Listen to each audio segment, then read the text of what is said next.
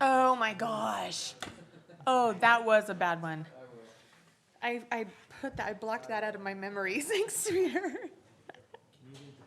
You bet. Okay, everyone, we are starting the live stream onto YouTube here in just a second. So what she's saying is Yeah. be good. I know. So what she's telling us is to be good.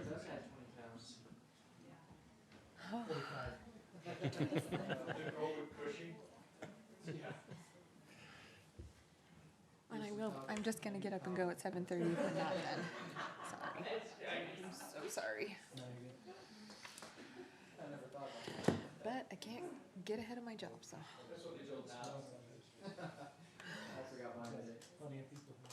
know, right?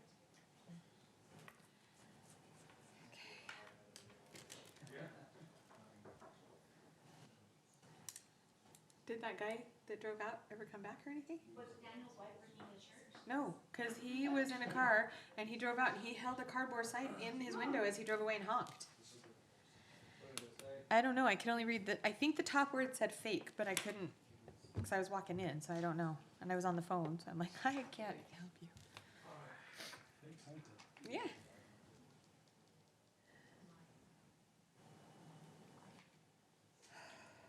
All right, I think we're close enough to 7 o'clock. We'll go ahead and get started. So today, we'll go ahead and get started with a Pledge of Allegiance and opening remarks. Pledge of Allegiance will be led by Commissioner Coombs, and opening remarks will be given by Commissioner Butler. Will the audience please rise and follow me in the Pledge of Allegiance? I pledge allegiance to the flag of the United States of America and to the republic for which it stands, one nation, under God, indivisible, with liberty and justice for all.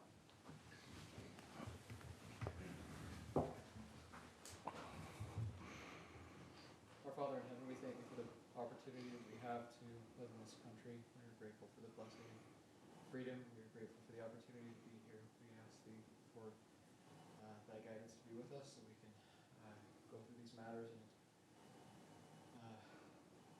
timely manner and that we can be in agreement. We are grateful for these things in the name of Jesus Christ. Amen. Amen. Thank you. So before we move to an approval of tonight's agenda, just a matter of note, items 2, 3, 4, and 5 will be continued to the next meeting, which will be May 28th. Is that right? Yeah. Yeah, we'll discuss them tonight, but we'll continue any motions or decisions on those items. But with that amendment, I'll entertain a motion to approve tonight's agenda. I'll make a motion to approve tonight's agenda with I'll second it. continuations of 2, 3, and 4, And 5. and 5. I'll second that. All right, we have a motion by Commissioner Coombs and a second by Commissioner Phillips. All in favor? Aye. Good deal. Any opposed? Great. I'll entertain a motion to approve tonight's staff report as provided. I'll make a motion to approve tonight's staff reports. Thank you. I'll second. We have a motion by Commissioner Coombs and a second by Commissioner Still to approve tonight's staff reports. All in favor? Aye. Aye. Any opposed? Beautiful. Are there any declarations of conflicts or abstentions from commissioners for tonight's items? No, but I will be asked to be excused at 7:30, please. You are so excused.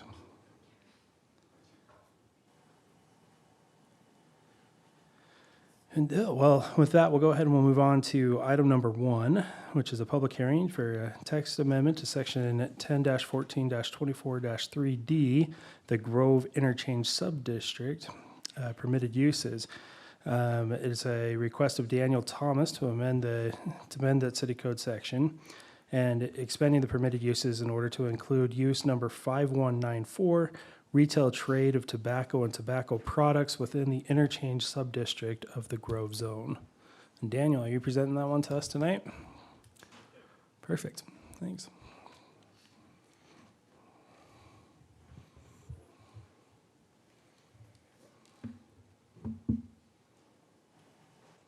Commissioners, it's a long time no see, Good to be at back. least live, right? It's good to be back. couple things before I start this item. You know, I gotta admit I'm not prepared to bring my images. So let me do this really quick, and then we'll be showing them.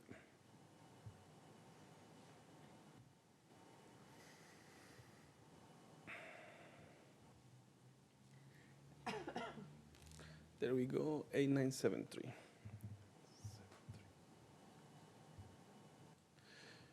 So before I start, let me tell you that the applicant is not here today, but he asked if at the time if you guys have any questions for the applicant, we'll call him and we'll put him on the speakerphone from my phone, so he will be able to answer some of the questions that you guys may have when it is time to proceed. Let me see. Now we can see it right now.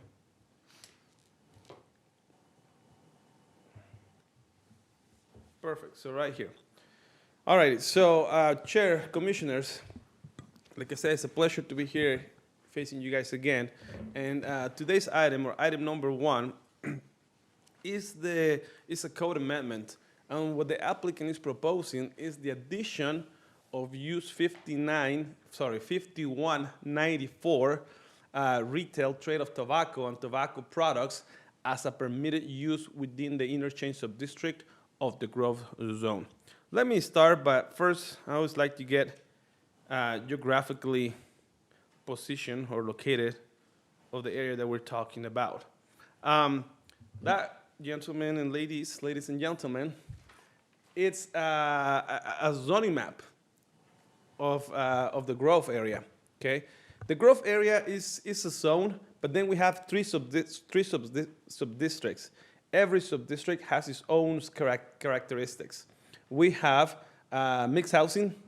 Okay, we have the commercial cells, which is most of this area right here, north of North County Boulevard, and all this area, which is our frontage to the freeway, that is called the interchange subdistrict. Out of the 3 subdistricts that we have in the Grove, the most, let me find the word, the most restrictive, we want to call it that way, or the one with the highest standards for architectural design and for uses is the interchange subdistrict. That's what in Spanish we call the jewel of the crown. I don't know if that's in English, but it means is the correct. There you go. Thank you so much. That's why I have Commissioner Martineau sitting behind me, help me out right there. So, for example, just to give you an idea, here in the interchange subdistrict, we have a restriction that these areas right there, which we can call them, that's actually their name, areas, project areas. Each one of these project areas, 1, 2, 3, and 4, 50% of the uses there have to be retail, okay? In other words, have to be sales tax generating uses.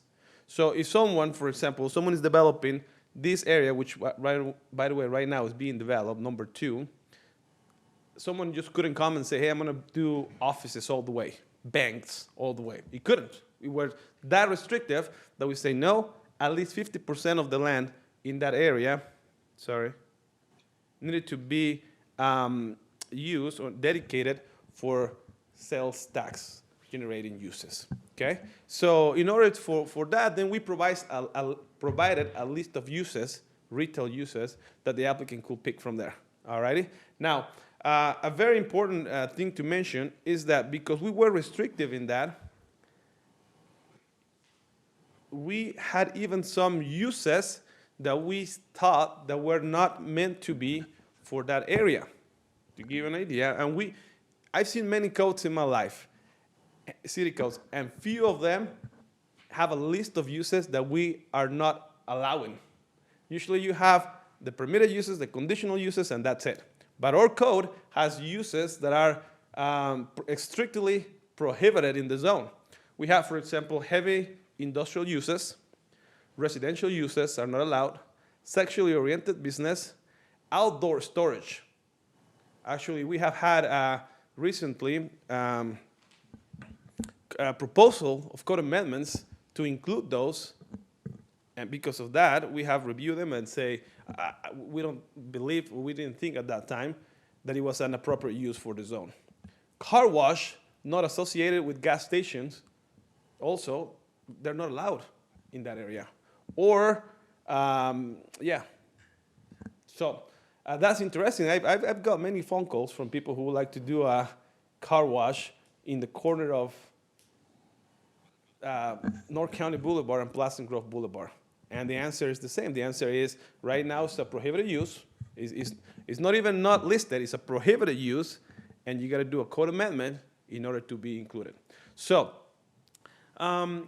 when the Grove was designed or was thought of, which it was born here in a planning commission, actually, by the planning commission, whenever that happened, years ago, when they were thinking about this area of the city, right there, they were thinking of the area of the city as the gateway to the city.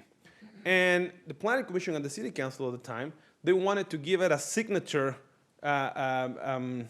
what's the word that I'm missing right here? I wrote it in my staff report. I say a signature, signature image for the city, okay? And if we realize, or what we've been working on that is to create kind of like a gateway, or presentation.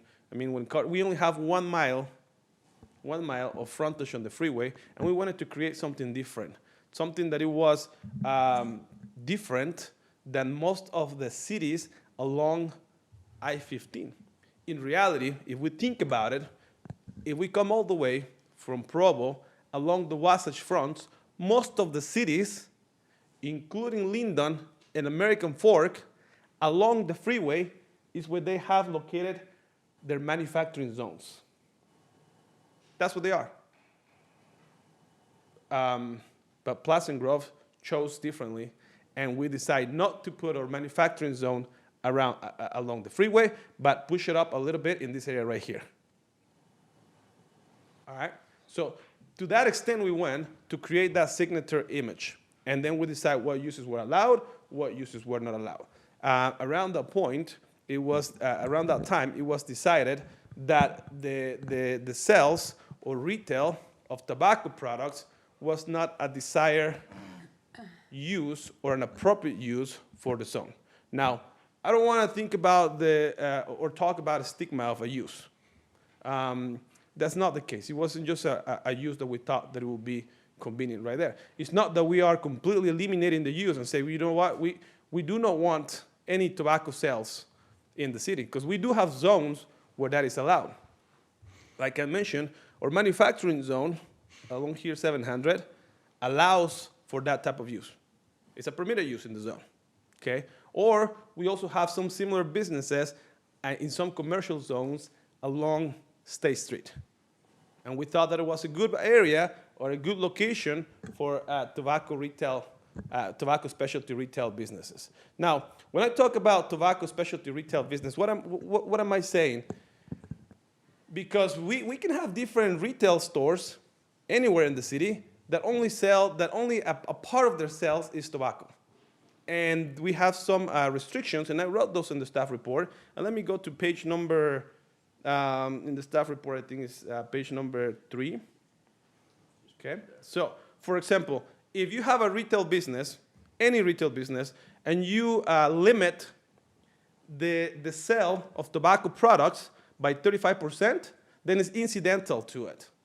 The main use is not tobacco specialty business. It could be a jeweler store. It could, I don't know if I say that correctly, jewelry store. Jewelry, thank you very much. Again, Commissioner Martineau, thank you. What he said. It could be any retail. It could be, it could also be, for example, services. And I have the idea, because it was mentioned to me by the applicant, of a barber shop, for example. And if less than 35% of the gross receipts or sales of it is of tobacco, less than that, then it's not the main use. And it doesn't need to be added. The use doesn't need to be added into the zone because it will be allowed. The main use will be the barber shop, or the main use will be the jewelry. The jewelry. Part of it, yeah. Here's another threshold. Like 20% or more of the public retail floor space allocated to the offer, display, or storage of tobacco products, electronic cigarettes products, or nicotine products. If it's less than 20%, I mean, then you're okay. You're not a tobacco retail specialty. But as soon as you cross those thresholds right there, if you have a store that all you do in that store is you sell tobacco, then, I mean, it looks like a tobacco specialty. It smells like a tobacco specialty. Maybe that's not the right word. It looks and it is a tobacco specialty business. Okay? So when I had the discussion with the applicant and I explained to the applicant, hey, if you do less than this threshold, you'll be okay. You don't need to include the use into the zone. But then the applicant is like, you know what? I'm thinking of having this type of business, and it will be most of the business, most of the receipts, most of the revenue, most of the transactions will be for tobacco. 100% of them probably, 90%, I don't know exactly the number, but it will be more than those. Any questions in regards to what constitutes a tobacco specialty business? So far, so good? All righty. So, usually when we want to add a use to a zone, it's very simple. I mean, it's one number, one description, we add it. Things come when you add a use. For example, when we're thinking of this, and I want my planning commissioners to have a broader perspective of this, we're not looking for a specific spot. Maybe the applicant is. Maybe the applicant is thinking about the corner of this property, that's where it's going to go. But when we approve something like this, we're not approving it just for that corner. We're not approving it just for this building. We're not approving it just for this area. It's for the entire zone. It will be used in the entire zone. Okay?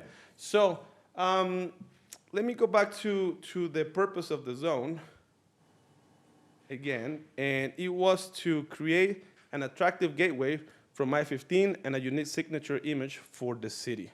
Now, a lot of this has to do with aesthetics, pretty much. Okay, staff thought about the idea of adding this as a conditional use, but in reality, there are already conditions established by the state. For example, you cannot have and I don't know if I wrote those down. No, I didn't write them down, but you need to have certain buffers or certain distances. You can have a tobacco specialty shop closer than, I think it's 100 feet from a school, or from a residential zone, or things like that. So there are already conditions for that. And when staff tried to explore some new conditions, I couldn't find extra conditions that we could impose on this use that wouldn't be in conflict with the ones that already exist. So anyway, so that's what the applicant is proposing. The applicant is proposing to include that use into the zone. This use, 5194, does not takes into considerations cannabis. It's just tobacco. Now, when we talk about tobacco, in that list, I actually wrote it down right there.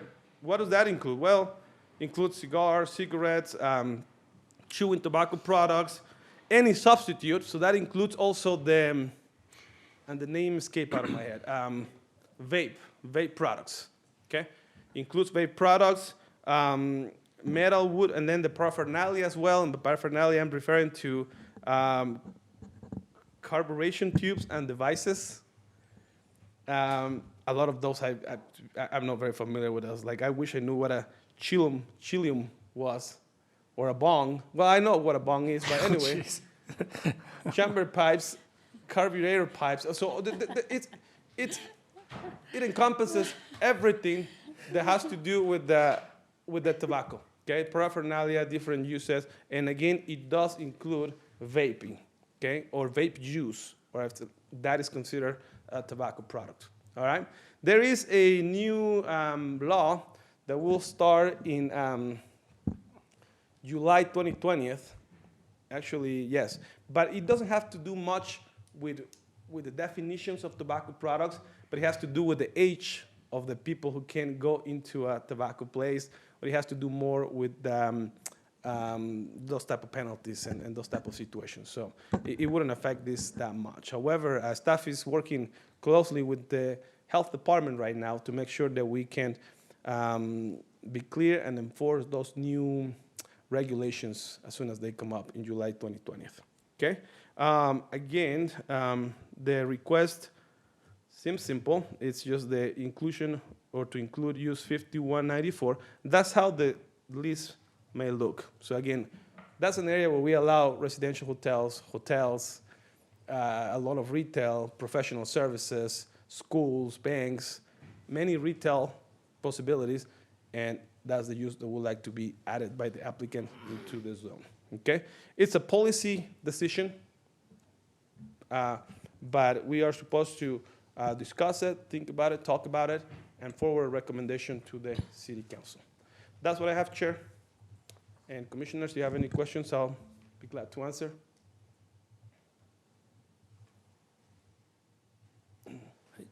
When we talk about having a signature image within this zone, I guess I'm not understanding why this use is necessarily not fitting that image. Is it just the fact that it's tobacco product, and that's what we're saying doesn't fit the image with that area? Correct. Again, like I say, it's a matter of aesthetics, I think, or it's difficult to interpret because that's very subjective. I mean, if we imagine as this planning commission, because around that time, that planning commission didn't think that tobacco retail fit into the image that they had or that they perceive, but again, it's a very subjective term. If we think that is, or if you guys as commissioners think that that use belongs to the image or the signature image of the city, then it's proposed to be included in it. So again, it's subjective. But did that commission, it wasn't a prohibited use either. No, it was not. So what, did they proactively decide not to make it tobacco, or was it just not, or to not include the sale of tobacco, or was it just not one of the ones they came up with at the time? Probably. It could either or. I don't know exactly what happened around that time. I just couldn't find it in there. Tobacco, I mean, I don't know if I would have thought to add it. So Daniel, within the state ordinance of tobacco use and sale, like with vaping and stuff, are there measures within the state ordinance? Because I'm just trying to think of other tobacco stores that I've seen that, like on the windows, are there, do you know what kind of prohibitions or what kind of signage is required by the state? No, in regards of signage. The only buffers that are required right there are, I mean, and maybe I'm not familiar exactly if, for example, the display of the products on the windows is okay. I don't know about that. What I know for sure is that there are buffers from the location of the business to a similar business, to a residential zone, to a school, but I'm not familiar with what requirements will be, what requirements are established in regards to the look of the place. So I was just asking, Chair, I think that there is, or maybe still is over by Sodalicious. I think Yeah. we have a There is. vape or a tobacco something over there Yeah. now. We have one also next to the Holy Grail, Oh, yeah. between the Holy Grail and the Mexican restaurant. Like I say, They on have State all Street, sorts of signage those out. I those don't those know. are part of the State Street corridor. And again, we allow that on the State Right. Street corridor, and we do allow that. Sometimes, you know, it's when we have a zone and the list of uses, it's hard to know at that time if the use just got skipped out or if it was purposely left out. It's complicated to know that. I don't know the reason. And that's what I was just gonna say, is I mean, they have all sorts of signage, so I don't know if there's, I mean, they have, and like I said, I don't even know if it's still there, so. It is, it's still It there. is. It is there. But they have advertisements in their window and all that stuff all the Yeah. time, so. Well, I have a question for you, Daniel. If this had been, I don't know if this is even possible with Utah's liquor laws, but hypothetically speaking, if this had been a guy or an applicant that came with a wine, wanting to do a wine shop, would that have been deemed like go in line with the signature image because it's a little more? I think those are managed by the state. liquor stores. I know, but I'm just I- saying, like, if it was something besides, if it was some type of liquor as opposed to tobacco, would that have been? We did the distillery just up the road. Yeah, I know, that's what, we've got things right up the road. So we The do have a distillery, distillery. The the distillery is in tobac- the manufacturing zone, just to be clear though. Yeah, That is but just it's up the literally road. like a mile away, and so is the existing vape shops, or like within, mile distance, and That's so is the how- state liquor store that's just right up the corner, around the corner. So I just think it's weird that sorry, this is for That's how discussion. uses are. You have neighboring uses. This is the Grove, and right here, this is manufacturing zone. So Right. they share a boundary. And I don't know the answer to liquor stores because usually planners don't work with those. So I have a question, because I think when we're talking about image, are we talking what the image Customers? of the tobacco store is, or are we talking about signage and the look of the building? Right, because if you're talking about a signature look, you can make something really nice and you can sell a product like that and it doesn't. That's kind of what I was saying as well, because the ones over by Sodalicious are, you know, I think that's a good question. I think that's for us to consider. But I was just wondering what was the original, if probably nobody in Did- this room knows, but what, is it just the perceived of what it is in this community? Well, Or and is I it- know- Or is it the view of what the building would look like? I know we're not Or talking who the about a customers spec- are that might come in there. Well, I know we're not talking about a specific thing yet, but that's kind of a valid question. I mean, what are we thinking he's looking for? Is he looking for a pop-up store that just, pops up all of a sudden? Or is he looking for something that's, the cigar, Yeah, whatever they are? and I think so that's part of also when I say let's keep a broad mind in this, because the proposal is to include the use. That's it, right? Right. Now, we don't know if it's if they're gonna paint the business bright red, or if they're gonna it's gonna be a round down business, or it could be a beautiful place with the best materials on the outside, and probably that's and I toyed with the idea of making it a conditional use, and then thought, well, but then as a staff I couldn't come up with ideas of, because again it's gonna be very subjective of what I think looks like a good store or a good frontage and what doesn't. So that's why I didn't thought it was a good idea to bring it as a conditional use. Go ahead. So another thought though too is, I guess we gotta put in consideration, even though that this was a while ago and maybe what our recommendation is now, there's a lot of stuff that's been built there, right? So there already is a look and image, and before this there wasn't, right? Nothing had been in there. St. John's hadn't done a bunch of stuff. I mean, most of that property that you're showing in that, majority of that is actually owned by St. John's, who's gonna build those, and you're gonna be renting one of those units, probably not building your own building. So the building is still gonna look like what St. John's is gonna build it to look like.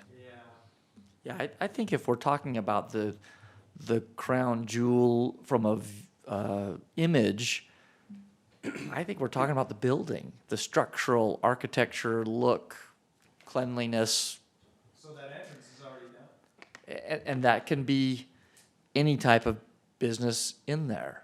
I think if we're thinking of something else, then we're talking potentially more about discriminatory policies against who the shopper is.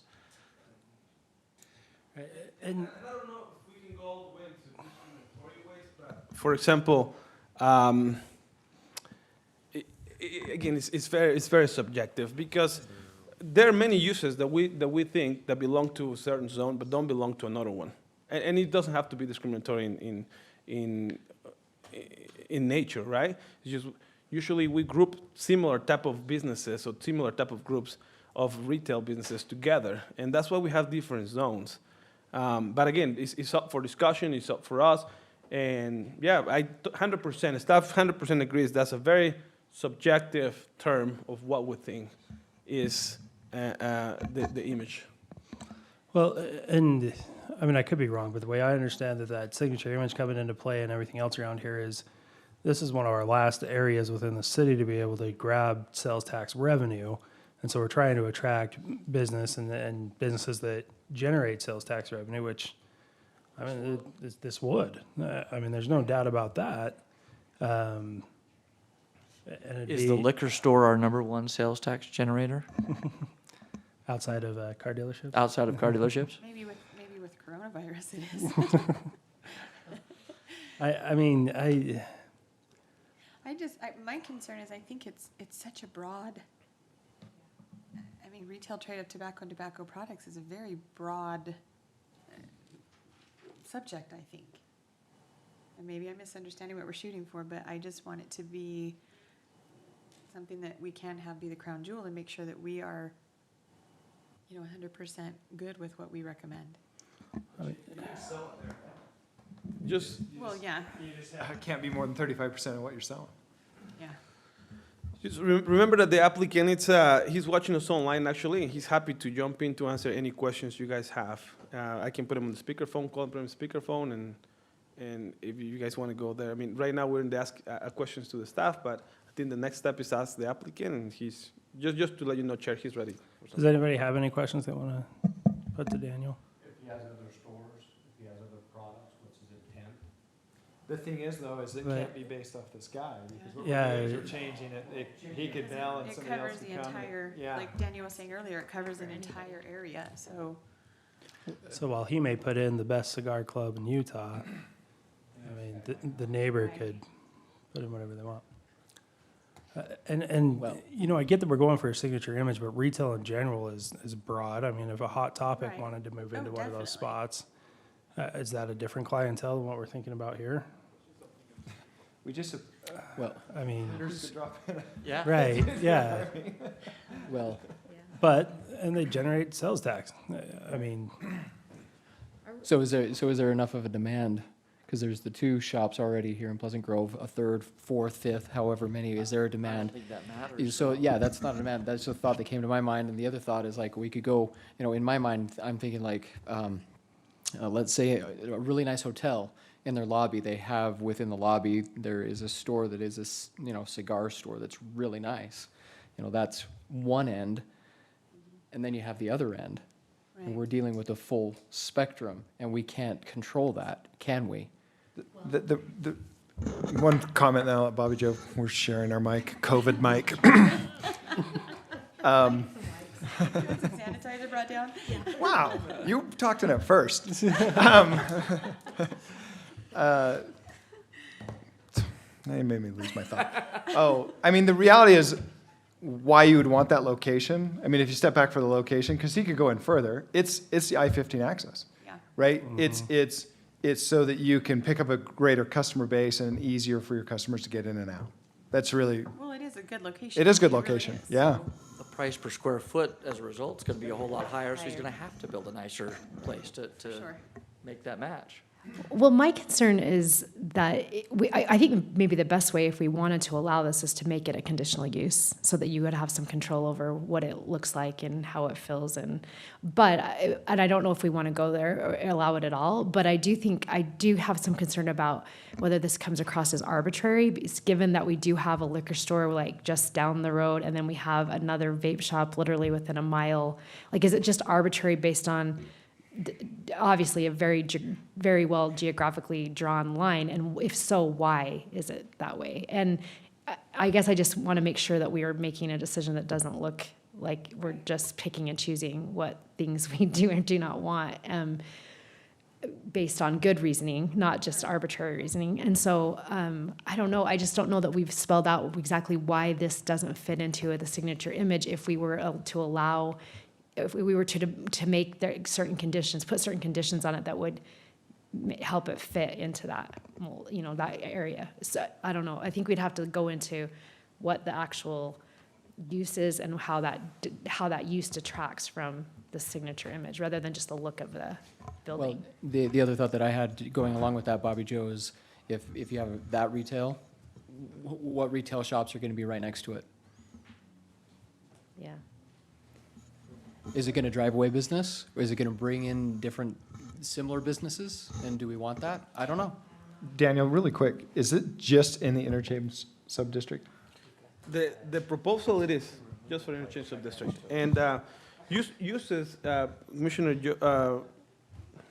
Bobby Joe, are always arbitrary in the sense that one use might be allowed in one side of the street, and as soon as the zone changes, then the use may not be allowed on the other side of the street. So it's the same with residential, for example. Is it allowed in the commercial zone? It is allowed in the, like I say, it is allowed in the commercial zone, along the State Street. but is it Corridor? allowed within the commercial sub-district here in No, Grove? no. As if we can take a look at this map, actually, That last map? that will help us a little bit. So this area right here, this is the interchange of district. This is the commercial sales. Everything that is under this red line right here, this is the growth, okay? And the other business you guys are mentioning is right here. This is Macy's, Yeah. and the business is right here. So it's actually, and this is a commercial, different zone. It's a commercial sales zone.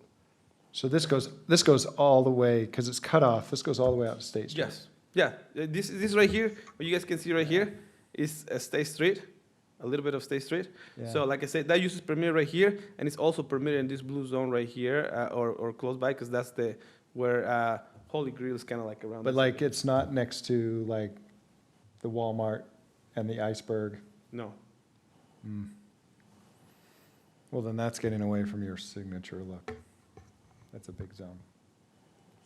Say that again? I think if we're caught up right here, but you can't do it Well, out by State Street, So I think Tim, that's understanding that maybe a right. little history on the Grove Zone is that it was split into these three sections, Yeah. right?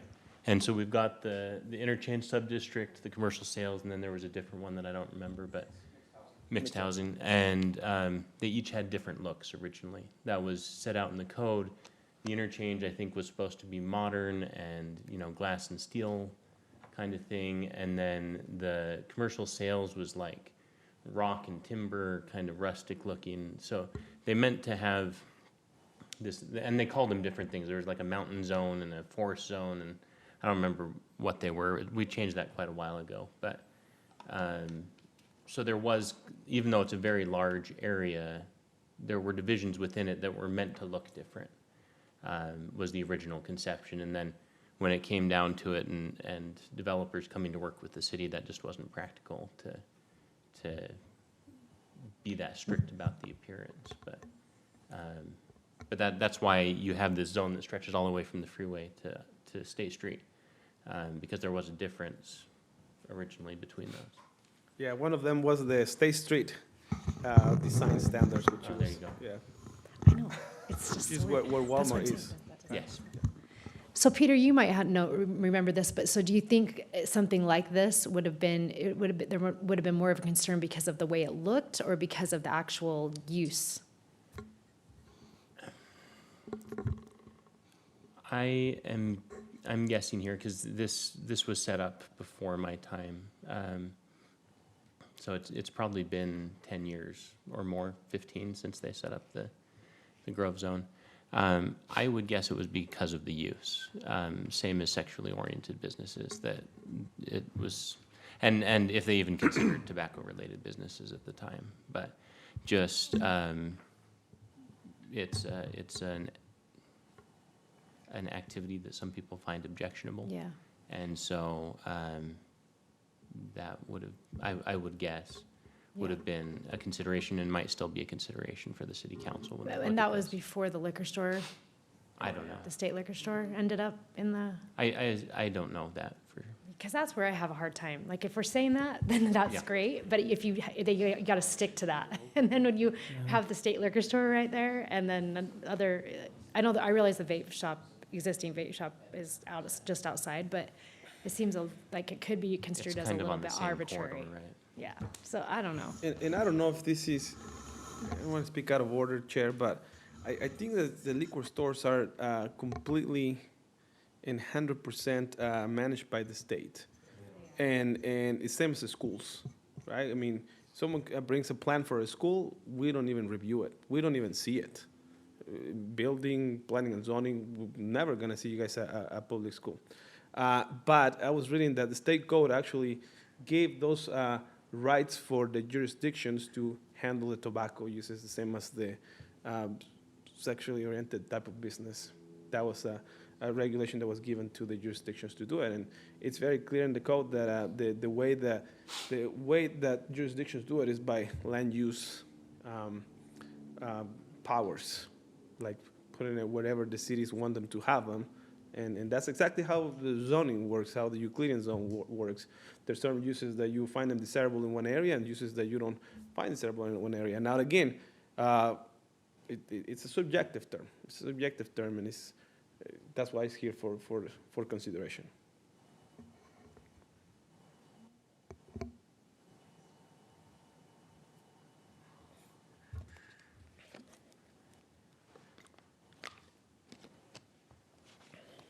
I guess one more thing I can say is that if we take a look at the interchange sub-district project areas, one, the applicant manages area 1, 2, 3, and this is not an actual area, but this part as well, okay? So the areas that the applicant will not manage, will have no power over it, will be number 4 and the recently annexed area right here.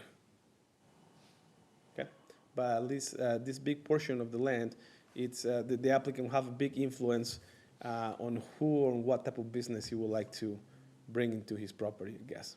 As long as they retain ownership. Correct, and that's exactly another one, yes. As long as he retains ownership of it, yeah.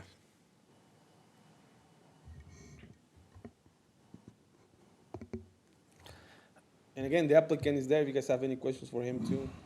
Maybe he can explain a little bit more of the type of business he has in mind or something like that. He's ready, in case you guys want to. I mean, just for the purposes of this, I don't have any questions for him just because it is a broader code amendment change. The specific types of businesses that he would bring in won't hold a lot of weight for me because we have to consider what else would come in under different ownership or from someone different. So I don't have any questions for him. Does anybody else? I agree with you 100%. Yeah. Because I don't want to get clouded by what this is actually is. Yeah. Because you kind of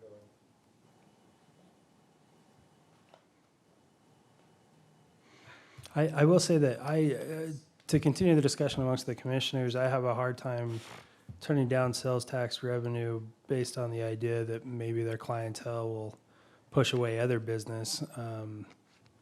I don't know that that's going to be the case. I think So Delicious, Costa Vida, Panda Express, Macy's are all doing quite well. Great Clips, and so I just don't see it as a reason that it'll be so against the signature image. And to me, the signature image down there is to bring in sales tax revenue. That's the purpose of it. But there's probably some more aesthetics reasons to that. But I'm more economically thinking that's what we want to have there, and that's what we're trying to attract. I think, I agree with like what Bobby's talking about, that you've got the same liquor store there, and another shop a mile away. And this is just saying if he goes over 35%, he can't do it. But you can sell it now. So in your scenario of the hotel, right? Hotel could rent that out, somebody could do that, but if the hotel didn't rent it out, if the hotel owned it, Yeah. then absolutely it could. You know, it could build a huge building and have a 4,000 square foot, 5,000 square foot tobacco shop there. So I just kind of think it's almost, it's like 95% there already.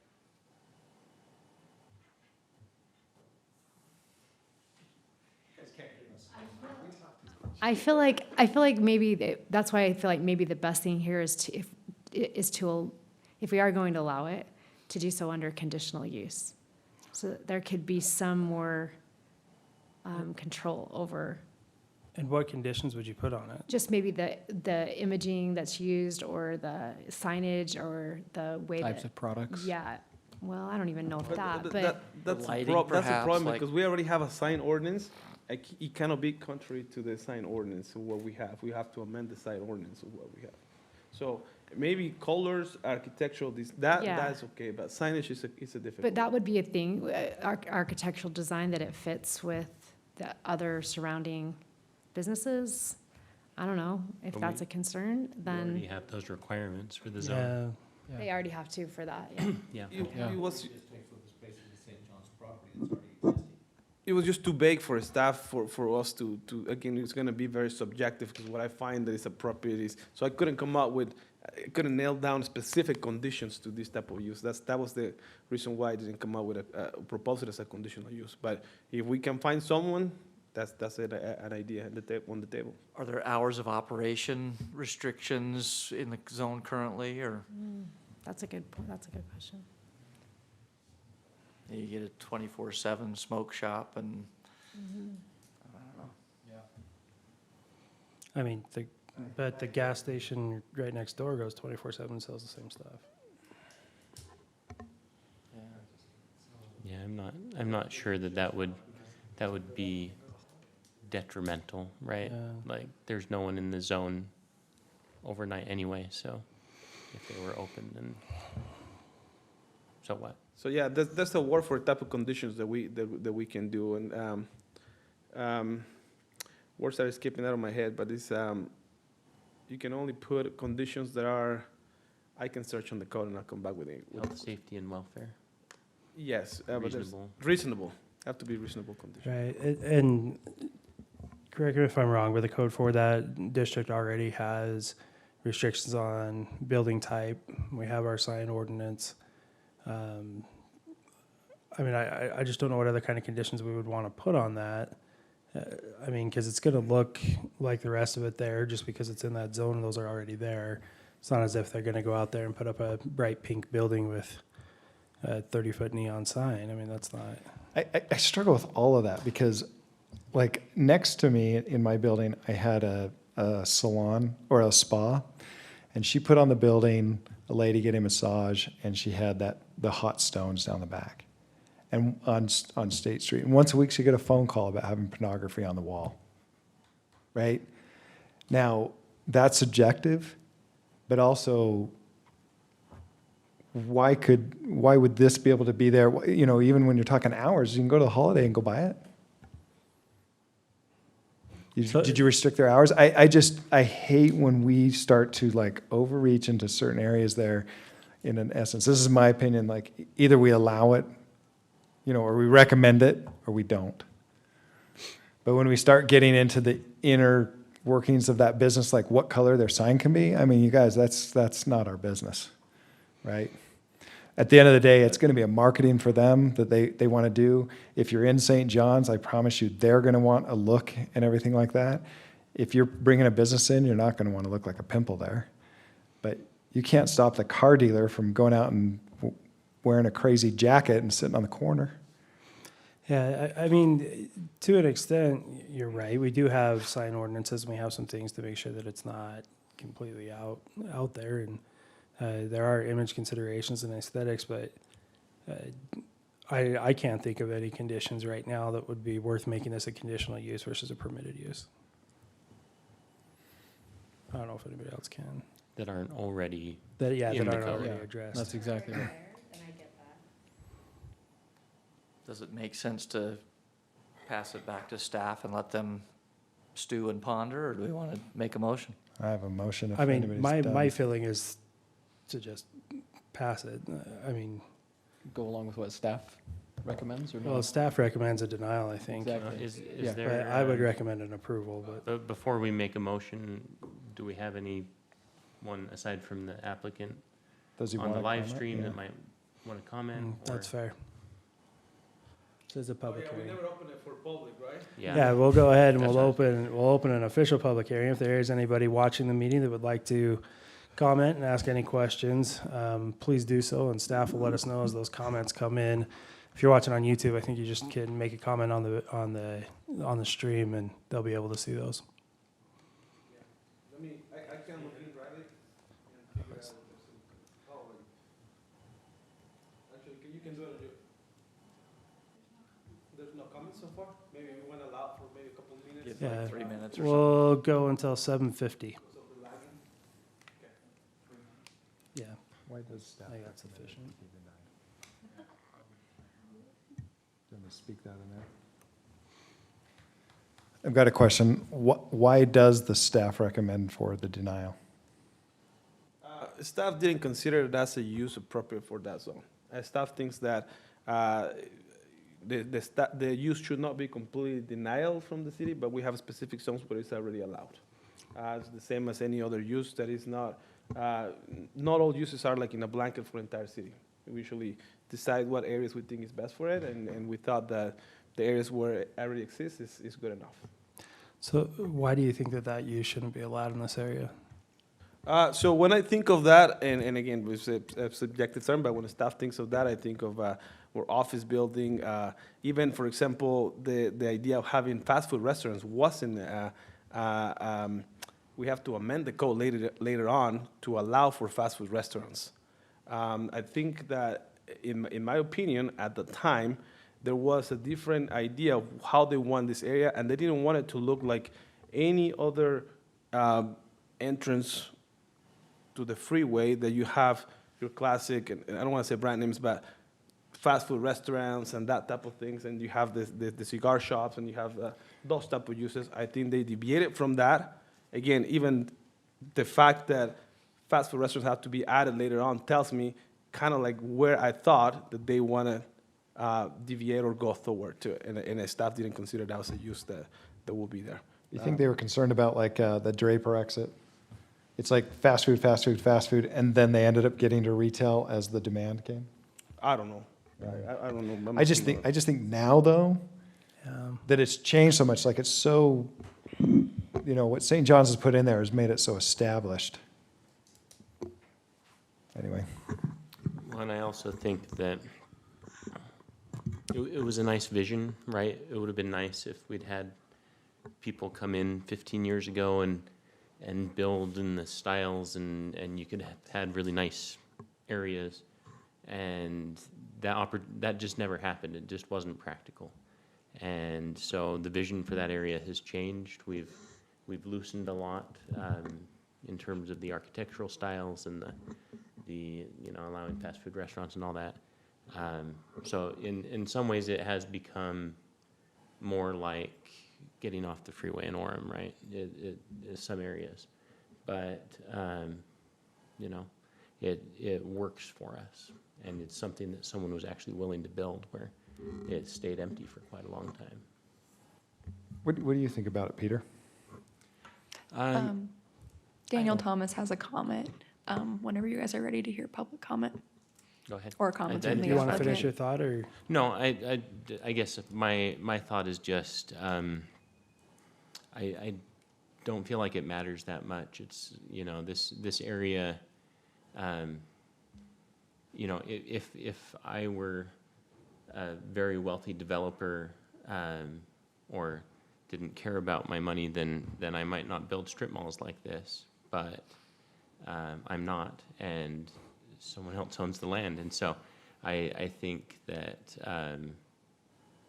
I don't think that this use is incompatible with the zone and with what is there, and so I think it's fine. I don't think it's going to have any real negative effects based on our experience with other similar shops in the city, and yeah, so I guess it doesn't bother me. Thanks, Peter. Yeah, Riley, if you want to go ahead and read Daniel's comment. Or Kara? Okay. He's still typing. Oh, he's still typing. Okay. I just a different opinion, but I think what they wanted is, with the zone, is they didn't want the on-off. They didn't want to have to cater to every just little whim coming off the freeway. What they wanted is they wanted people to come off that freeway and come into the city. They wanted to make a presentation to make people want to come into town. And they also wanted to make it calming, so when people came into town, they left the road rage out on the road. And that was the original zone. Carol Harmer's my neighbor, and that was some of her vision, that they wanted a calmer, peaceful atmosphere.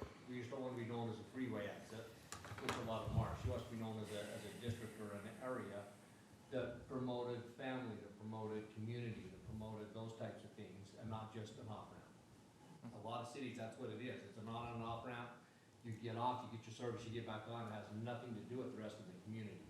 And they wanted to make that develop as part of our community, with some of the original thoughts when they were putting the original off-ramp on. But do you think, based on what's happened to this point, that that's changed a bit? It has, I know it has, because, St. John's is a massive commercial building. I don't think that was what they originally hoped, but it is still not an on-off ramp. It goes in, the services, people go in those buildings, they stay in those buildings, they service our restaurants, they service our community, instead of just getting off, getting your, whatever it is you want, and getting right back on. We're not an on and off ramp. We are an exit to a business. We're an exit to an office. We're an exit to a more established clientele. But do you think the addition of this use would make it an on and off? It leans towards that a little bit, just because the type of clientele. You don't go in and spend large amounts of time in a smoke shop. You get a product and you. But you realize. How does that differ from Starbucks? Yeah, the other uses that are allowed are electrical supplies, hardware, shopping, that convenience stores, Well, those are on and off. So too. about the Starbucks, most of the clientele on the Starbucks, I would say, are those that are right there, or they're coming from their homes in Linden, Pleasant Grove, American Fork. They're getting their Starbucks and getting on the freeway and going to work. So it isn't that I'm gonna get off at Pleasant Grove Starbucks, because I can get my Starbucks in Provo, I can get my Starbucks in Orem, it's not an on and off. And just the configuration of the streets there, it's terribly difficult to get on and But off. then that's probably the that's biggest- the same thing for the tobacco shop then. And it could be the exact same. Possibly. purpose as people picking up the product on the way to work. And I know that was their initial thought, they did not want to be just seen as an offer. They wanted to be seen- Well, The biggest on-off business there is the state liquor store. yeah, yeah. Sure. that- So I didn't mean to interrupt, but ahead. the applicant on the open session, he would like to, I don't know if he can type it or not, but he would like to actually speak on I have it on my phone, so it can be on the speakerphone. Okay. I think that would be easier. All right, so, Daniel, can you hear us? Gotcha. Awesome. Can you hear me? Loud and clear. First and foremost, it's great to see a room full of people. Can you come occupy my office buildings? Yeah, there you Um, First and foremost, thank you guys so much for the professionalism and the approach to the request. I think there's some great conversation, great questions, some good thoughts that I think are definitely worth exploring. And so thank you for that professionalism. Just really fast, I'm coming to this a little bit naive. I was unaware staff's recommendation was for denial. And so my question or my comment is a little bit more to staff. I thought I heard Daniel say the reason for the recommendation for denial was that the use is not compatible with the zone. Am I quoting you correctly? It's not, sorry, I'm gonna take you off. No, what I say is the use is not compatible with the uses surrounded. So again, when I think about of a smoke shop, or when staff thinks about that, I think of a manufacturing zone, or I think of a commercial zone along State Street. Let me put you back. There you go. Great. Okay. No, thank you for that clarification. And Daniel's absolutely right in that the application is pretty broad. It's to take one use and add it to a zone, and that's a hard thing for you guys to evaluate without knowing the specifics of what we're thinking, right? And it's really hard to put forward an application that is so specific to actually what we're planning on doing, because it'd take pages and pages of your ordinance to do that. So just so you are aware, this isn't a smoke shop, it's a barber shop. It's an existing tenant in Park City, and I know this isn't part of the evaluation. You guys are evaluating whether you're going to include a use in a larger sub-district, but this is why we're asking. There's a shop up in Park City. It's a barber shop. They sell tobacco products. Guys with tattoos and beards and big Harleys go get their haircut there. They don't go to Clips or the Avita salon. They like to go to these places and get their haircut. So it's a barber shop. They have ancillary sales of tobacco. And one clarification for Daniel, I think earlier he mentioned that their sales, the reason for the request is the sales might be more than 35% of their use. I don't know whether that's correct or not, but it very well might not be correct. That's not the reason for the application. The reason for the application is under this new state kind of tobacco, I don't know if it's an ordinance or revision, this group would need a specialty tobacco license from the state to operate there, and that kicks them into this need for it to be in the zone. So it's not a percentage of their sales or the amount of floor space. It's because of a state requirement to get a specialty tobacco license. And it's an inline use, meaning it's going to go in one of our existing buildings. In the middle of the building, their signage would conform with our sign spec, which is what every other retail tenant has up there. They're not allowed to put pictures in their windows. All of that's controlled by us, and obviously the city sign ordinance also. So their Park City location does over $1 million in annual gross sales. They want to bring that to Pleasant Grove. I've got a $400 million investment in Pleasant Grove. Last thing I'm going to do is put a use in there that's going to jeopardize that. And I know that's not so much the evaluation you guys are being asked to make in including a use in a zone, but I think the point had been made. I got $400 million investment there, and I'm not going to trip over a barbershop that sells tobacco products to jeopardize my whole project. But I want to bring tax revenue to Pleasant Grove City, and I want to fight for every retail deal out there. There are not very many of them, and so everyone that comes through my door these days, I'm fighting for. So if you want to, if the recommendation is to deny, I can respect that. My request would be that you approve it. Thanks, Daniel.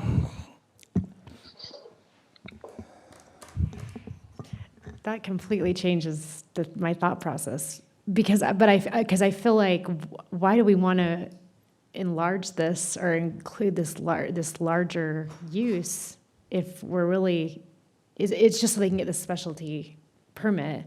Is there some other way we can get around this without having to add this use? Well, but why wouldn't we add the use? I don't know. I mean, the new state laws are pushing that, and so I think it's gonna come that way one way or the other.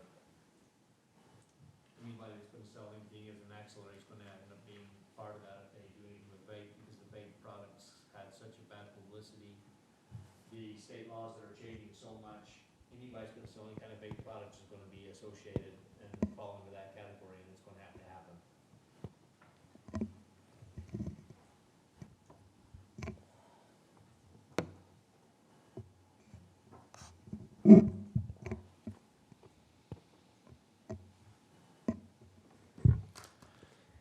Does anybody else have anything else they want to add? What are the distance requirements from schools and that kind of stuff? I think it's 100 feet from Okay. them. I can pull it out right now, if you give me 1 second. That's not very far. It's gotta be further. No, it's 100 feet. Yeah, that's why so when I was running because I did run the buffer and I checked it, it'll be okay. He doesn't have that problem. I mean, he won't be hitting a school or a residential zone. Again, I don't know specifically the place where he would like to put it, but I mean, I'm pretty sure the applicant will follow those rules and he'll be okay with it. But I can find the buffer again, and that happens when the applicant comes and he submits for a business license.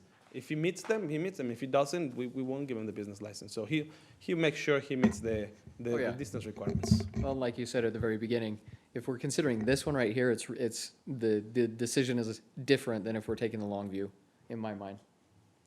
If we're taking this particular instance, this particular project, yeah. But we can't do that. Exactly. Exactly.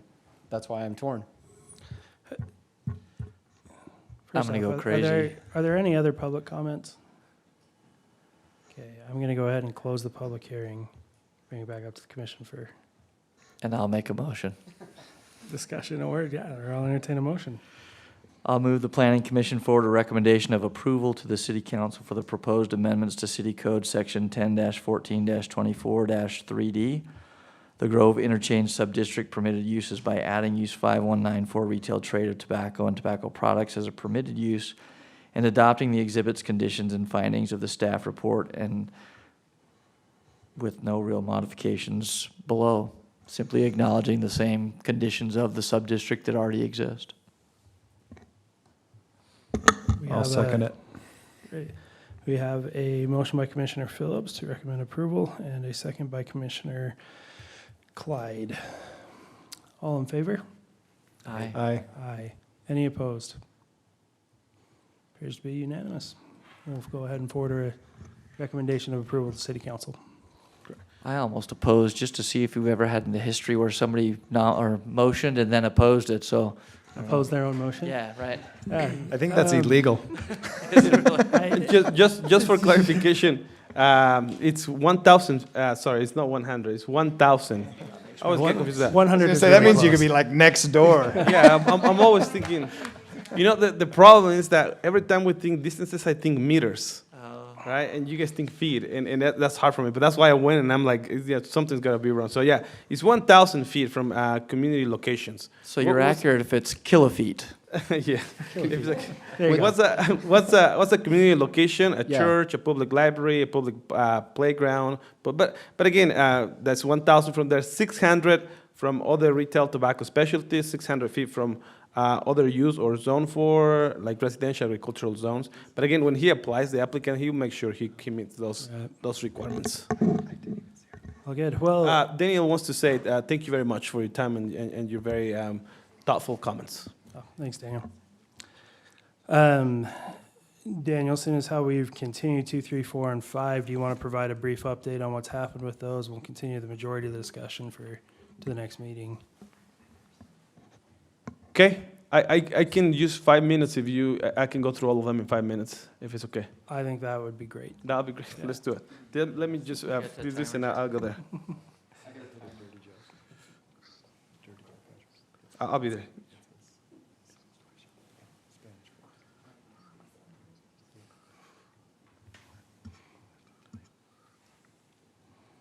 Okay, I need to hang up, there you go.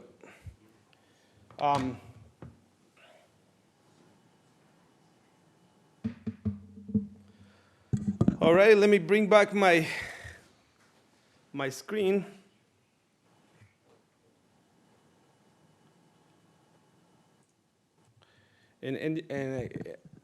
Yes, it's common when and it has happened to us many times. The staff has run recommendation, planning commission thinks about it and gives a different recommendation. We're 100% okay. That's the normal process of this, and I think we've done it many times here during our time together. So that's I mean, that's the process. That's the You process. guys can throw darts at our pictures tomorrow if you want to. It's fine. No. So yeah, no, that's the process. We've done it many times, and that's exactly how it should work, right? Now, when this item goes to goes to city council, what I bring is I don't bring my recommendation. I bring the recommendation of the planning commission. Okay. All right.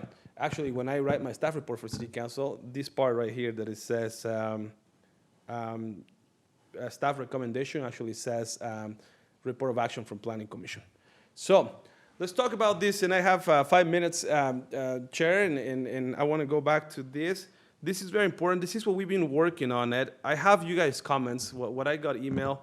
I mean, I can go on this for quite a long time, but I guess we don't have the time. But let me go really quickly. Let's talk about the height considerations, okay? Height considerations for accessory structures, okay? Accessory structures are the ones that the SHEDs, the sheds. I have problems with that word a lot. Thanks for spelling it. We're talking about the garages, we're talking about the workshops, we're talking about those structures that actually are located in the backyard. Right now, you can get a permitted use if the height of the building is 18 feet.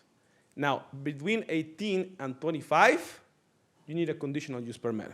The problem is that the applicants come here, and in the last 4 years, when the applicant presents, and then the neighbors come because they received the noticing, the neighbors come under the impression that we can stop the building of such a structure.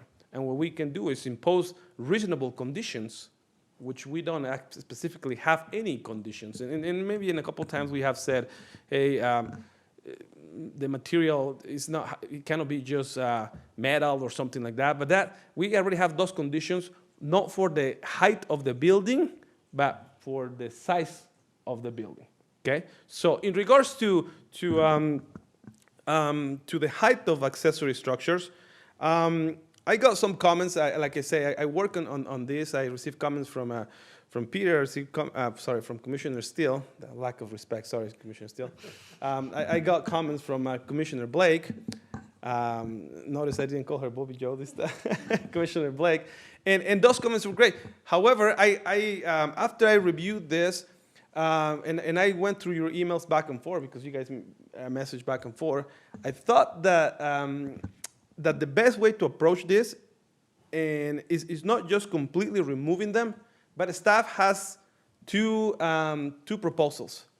Proposal number one, okay, is that what we want to stay away from conditional uses, and I want to make them permitted uses, so it doesn't have to come all the time to you guys. But the proposal is simple. Right now, between 18, if a structure's height is between 19 and 25 feet, we still require 10 feet. That's it. So if it's 21, 22, 23, 24, it doesn't matter. We keep it at 10 feet. So what staff is proposing is to make it permitted, but keep the staggering process. So for example, 18 feet is 9, and that's permitted. We'll make 19 permitted as well, but we will require 10 feet. We'll make 20 feet permitted, but we will require 11. We will all the way to 25, and then we will go to 16. So one of the recommendations when I was working with the commissioners in charge of this is saying, it was like, how about we just have the same setback, which is 25 feet, for the main house or for any structure, accessory structure. And I thought it was a little too restrictive, so that's why we came out with that. And then the second option, this came from our city planner. I think it's a great option, and we'll still have to talk about our city attorney, see if this works out. But we still send notices to adjacent neighbors, but just as a courtesy, not as a notice for them to come to a public hearing, but as a notice so he knows what's going to happen. So in case they have any concerns or anything like that, they can go and talk to the neighbor and trying to figure that out. So at the end, that's exactly what happens. We usually just tell them, well, talk to the neighbor, see if he wants to lower down, talk to the neighbor if he wants to do different color, talk to the neighbor if he wants to move it around. So those are the two proposals. I'm going to write the staff report now, and I'm going to include those two proposals unless we have something else right now, or unless we have more comments. I'm open to those comments, and you guys can email me, and we're not going to spend the time right now, but you guys can email me and say, hey, I think this is a better option, this is another option, okay? Again, I review what you guys have sent me, and you guys can see right here, there's some ordinance that it was proposed.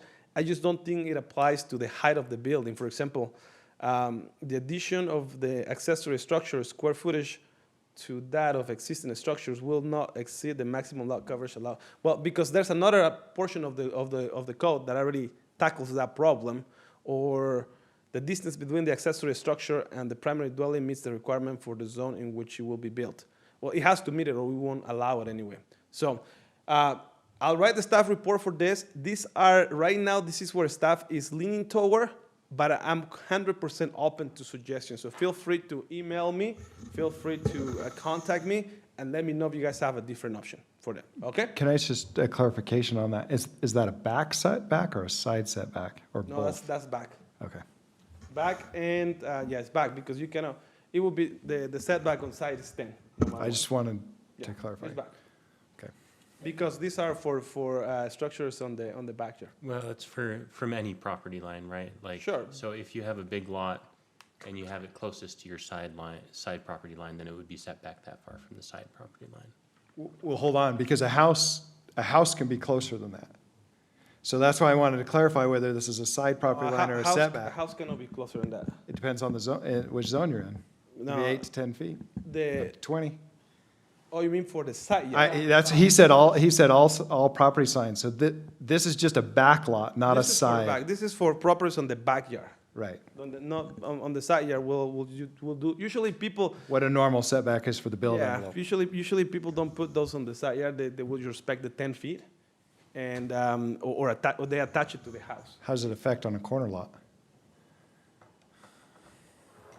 Both sides. Because we have the 10 feet on both, so we have 25 on the roads. Correct. And 10 on the other sides, So we're requiring but we call those, in a corner lot, we call those two backyards. Okay, We have two backyards and two front yards, pretty much. okay.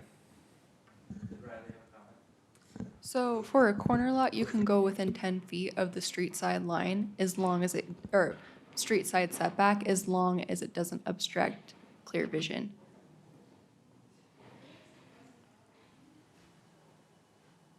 We did that earlier in a section in Pleasant Grove this last year, Correct. 600 West. And we can get into the details. I just wanted to clarify what that recommendation was. Yeah, so it's for, this one is for backyards. Okay. Okay. Well, but Daniel, so say I'm up in Manila and I have a half acre lot, Okay. or a 1 acre lot, and my barn that I'm putting up is 100 feet from my back line. I still have to have it, if it's 25 feet tall, I still have to have it whatever distance from my sideline, right? Correct. Yeah, so it's that setback from any property line, even if the house could, in theory, be closer. Sure. And again, this is not, the staff report is completed, but we can include that part, or be more clear on that part. And once I write the staff report, I'll include images and examples and things like that, and we can work on those areas. Okay. What I can tell you, and I will need to think about that, because accessory structure cannot be located on a place where a home cannot be put into it. So in that case of the corner lot, I think the 25 feet is for any structure at all whatsoever. But we'll look into that a little bit more. So the other one that came up that was like that was the one that's right by the junior high.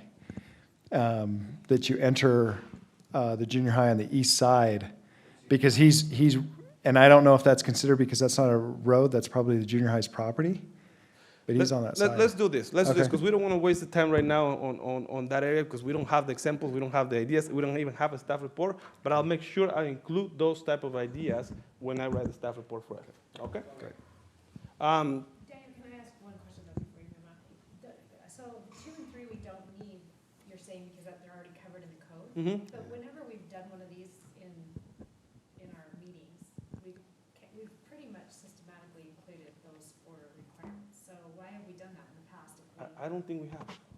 we haven't? No. I just, because I wrote So down we based I know. off of the So, conditions that we typically give an but those conditions already exist. So maybe because they're not in the meeting, maybe we carry away and we want to put those conditions, but those conditions already exist. Well, So Daniel, we they're already there. also fairly often reiterate conditions that are in the code, just to make it clear to the applicant. Conditions, therefore.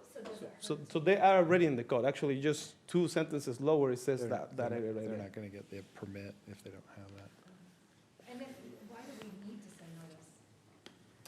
But that's an idea. That's an idea. I think it's a good idea so then the neighbors, they're not get cut off guard. I think it causes more problems. It's an idea, and we can discuss it when we bring the item.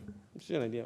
I personally, as a staff, I think it's a great idea. But again, we will need to have the city attorney review it, think if it's a good idea as well. So and does see that notice say yell at your neighbor, not at us?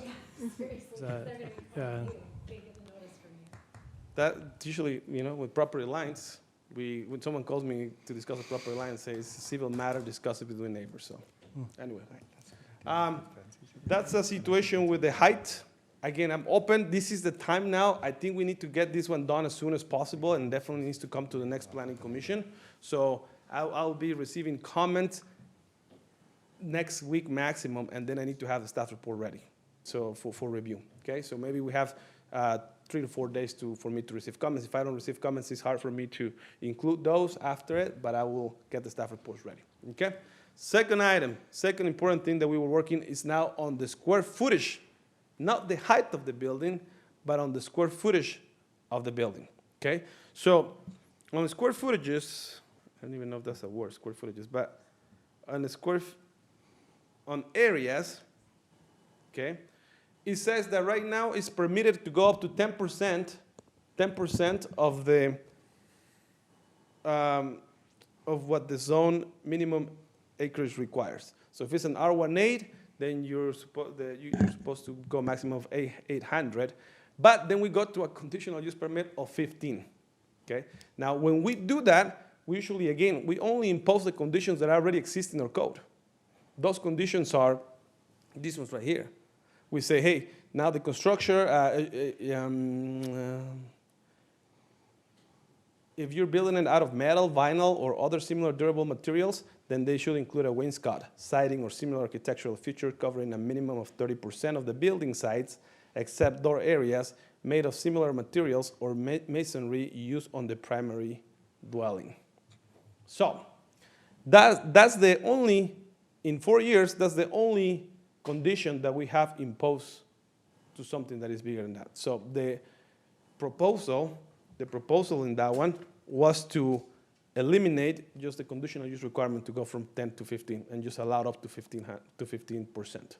However, my question I have for staff is, I'm a staff. The question I have for the planning commission is, do you guys think that that's good enough? Or would you guys would like the staff to beef up the architectural design standards when they go up to 15%? I get a lot of the requirement, a lot of the proposals are metal sheds. And I always make a lot of emphasis in now we need to have a wainscot. It needs to look similar to the main home. So is that considered enough, or would you guys would like staff to dive into it a little bit more and beef that up? That's the question. I hope you guys can get me some comments in the next couple of days. All righty? And finally, actually, we make another item because for the height, because the one that we just reviewed was for single families, and we also have to do it for rural residentials. So that's why there's 4 items there. And the last item, or the last issue, is in regards to fences. Okay? Now, our code right now says that any fence taller than 6 feet, from 6 to 10, needs a conditional use permit, from 6 to 10. And then 11 is not permitted.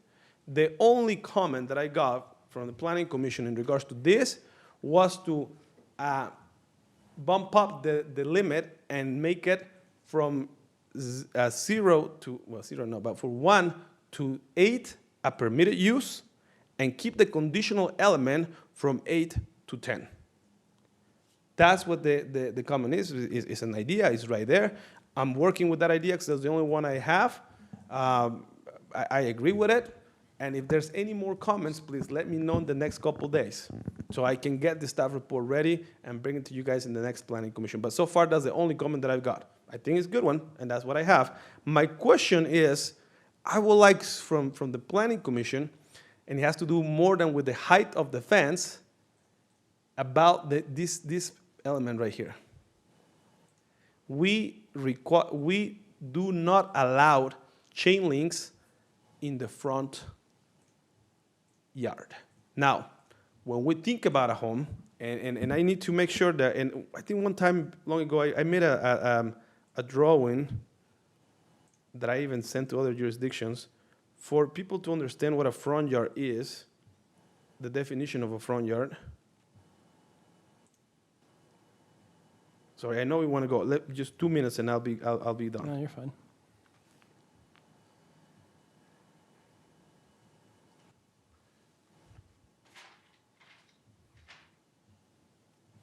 Okay.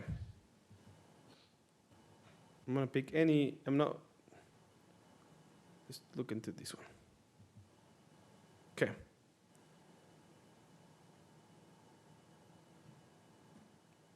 Some of them break the law, so I'm not going to bring it up.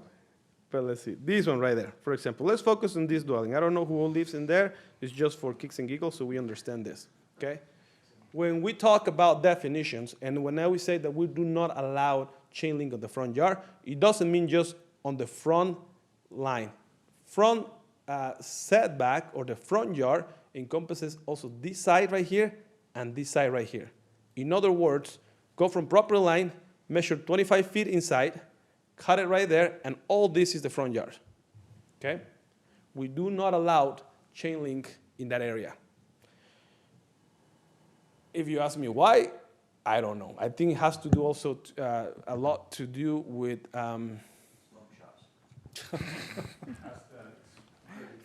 It's the look. It's totally aesthetics. Yeah. It's totally aesthetics. To be honest with you, I've been in jurisdictions that can care less about fences. We don't even, I work for jurisdictions that someone comes and say, hey, I'm going to put a 20-foot fence, brown fence or yellow or whatever, and we don't have any ordinance for it, and we let it go, right? At that time, when we were working on this, we decided chain link it wasn't the look that we wanted, right? So that's something that I will would like some direction. Personally, as a staff, I don't see any problem with it. That's how it is right now. But if you guys see anything about it, please let me know in the next couple of days, all right? And also on the height. Again, the only comment that I have is to go from 6 to 8, which I think is great, make it permitted use. Nothing else, we'll just make sure that it passes a building permit, because after 7 feet, you need a building permit. We'll make sure it passes a building permit, and that's it. It doesn't have to come to you guys. It doesn't have to be noticed and brought in and all that. But then from 8 to 10, the proposal is to leave it as a conditional use. If we want to change that, please let me know. That's what I have, Chair. I just want to make a lot of emphasis. We don't have much time. I really want to bring this item completely to you guys.